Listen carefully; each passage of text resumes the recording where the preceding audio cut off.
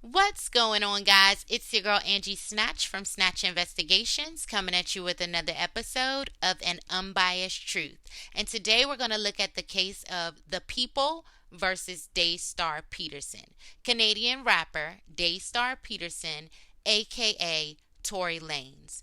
On July 12th, 2020 at 4:30 a.m., Tory was pulled over in a black SUV with two other passengers, which included female rapper Megan Thee Stallion and her best friend Kelsey.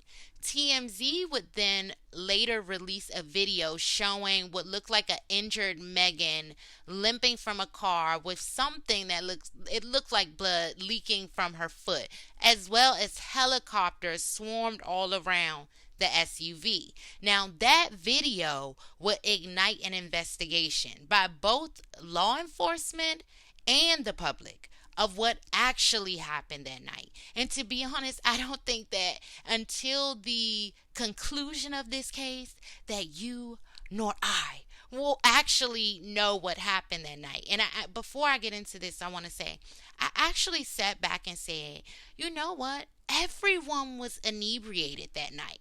So even their variations, even if they're telling some sort of the truth, we've all had those. They're young. They're very young. I'm wondering if that's why all of this is skewed, and it's going to be up to the judicial system to kind of sort out all that happened that night.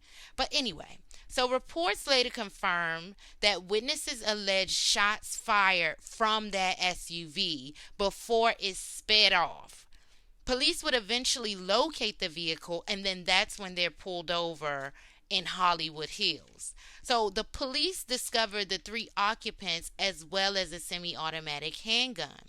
Now, it is not stated anywhere that they made any statements at the time on the scene. Now, we do know that they were coming from Kylie Jenner's pool party or some type of party. So when the police pull them over, they find Tory, Megan, Kelsey, and a semi automatic. But they also recover four shell casings inside. I'm going to assume that's after Megan is limping, then they search the car.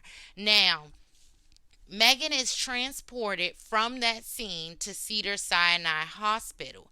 And though Tory is initially arrested that night or morning, I should say, because it was 4:30 in the morning, he's initially arrested for a concealed weapon.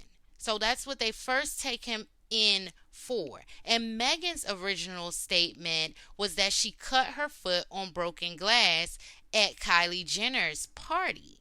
But that would later change. Tory, when he was arrested that night, he stayed there for 6 hours, posted a $35,000 bail. Now, during the time of him being detained down at the police station, he makes a call to Kelsey, Megan's best friend. And this is now coming out in court at their last court date, which was December 15th of last year. That came out in court. He made this call saying he was deeply sorry, he apologizes, and he made a mistake. So the prosecution is using that to say that's admission there. So enter Sean Hawley. Sean Hawley is Tory Lane's attorney, but she's not just any attorney. She is an original team member from the OG defense team, the OJ defense team. If it doesn't fit, you must acquit. Yes, she was on Johnny Cochran's team. So this woman knows how to create reasonable doubt, which is what she did at the December 15th hearing. What happened at the December 15th hearing and why you see all this flutter, you saw all this flutter over the break about Megan's lying and things like that, is because Sean Hawley, she brought things to the forefront that a lot of us hadn't heard or didn't know yet. One of those things was she got the lead detective to admit that yes, Megan's story had changed, and he said that that wasn't abnormal, right? Because Megan's explanation for that initial story was that she was afraid there's a lot of tension between police and this black man. She didn't want to create even more tension with all that was going on in society. That was her initial statement. So Sean Harley pointed out those discrepancies. But then she got the detective to also admit that they cannot locate the fragments of bullets that was supposedly in Megan's foot. Now remember, I'm unbiased, so I'm just telling you what Sean Hawley is arguing and what was stated. There was no pushback there, at least that I could find, because you can barely find information on this case, especially publicly available documents, to any of my listeners, anyone within the sound of my voice. If you're in California, pick them up for me because I cannot get access to them. I have sent the FOIA request. They're like, we'll get to it when we get to it.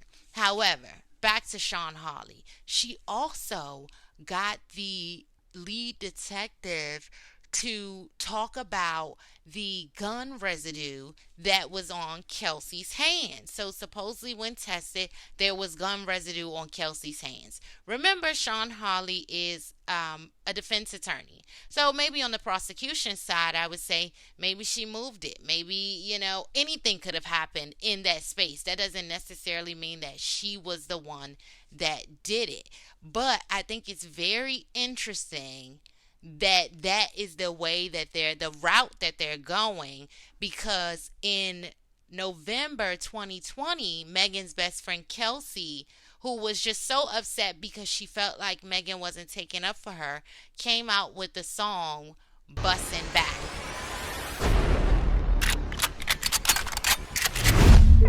If I was the one with the gun, you would have heard about a murder. Said her back was turned, but that girl know who really hurt her. But then on the other end, here is Tory's attorney now saying, well, maybe Kelsey did it. We still don't know, because on February 23rd, they'll be going to their pretrial conference. So I think that's when we'll really be able to see what witnesses are on what side and things like that, because Sean Hawley also brought out that she has a witness. This is what she says.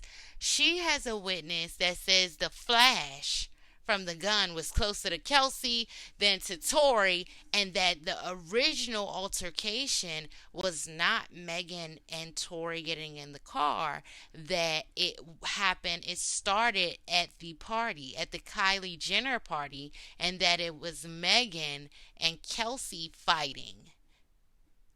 And the police were responding to the home first, and then after getting that information later on, pulled over Tory, Megan, and Kelsey. But this is a rabbit hole. And I think with a woman like Sean Hawley, she's going to have a field day with this, because you had so many people making so many public statements. There's just so many public statements that have been made that are contradictory. But not only that, when you're answering questions and commenting and things like that, all you're doing is creating reasonable doubt.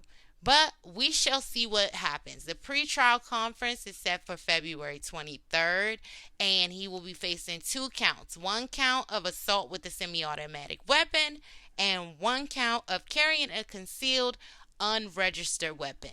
If found guilty, he will face up to 22 years in prison and probably be deported back to Canada. But we are definitely in for a fight. The prosecution is in for a fight. I do not think that Megan's lying. That's just my opinion. Don't shoot me. Tell me your opinion.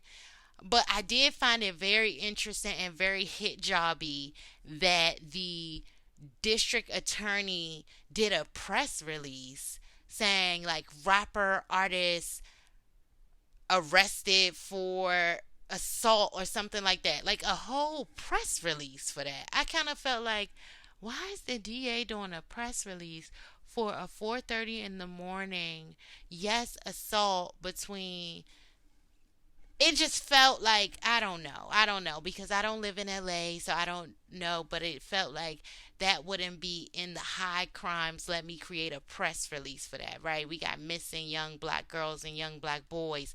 We need press releases for that, in my opinion.